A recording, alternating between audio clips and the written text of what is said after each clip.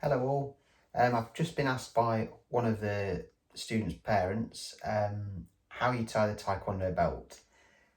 It's not just a normal knot. There is a special way of doing it, so I'm just going to go through that with you now.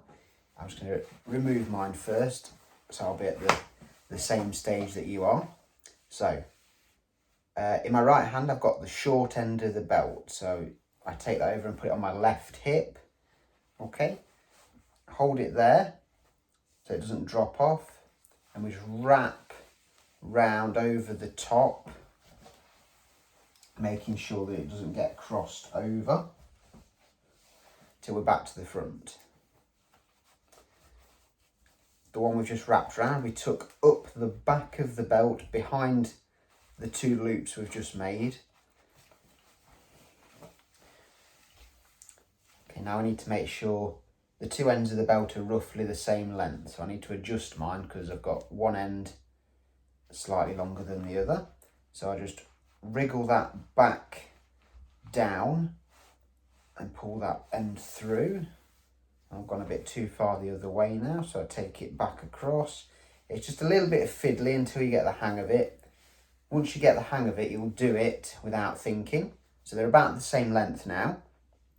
So the top one, we cross over the bottom one, and we pull it through the hole that we've just made. Make sure this end isn't twisted. And then we pull it tight. We pull it side to side. Don't pull it up and down, because again, that makes it have a funny shaped knot. Now we should be left with a sort of donut shape there, or to me it looks a little bit like a croissant. You will see a little bit of variation depending if someone is left or right-handed. Now, I'm left-handed and my instructor was left-handed.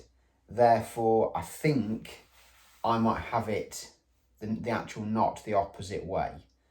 Okay, but as far as I know, it doesn't matter that much as long as the actual knot itself is correct. Okay? If you've got any questions on that, please do let me know and I'll try to answer them.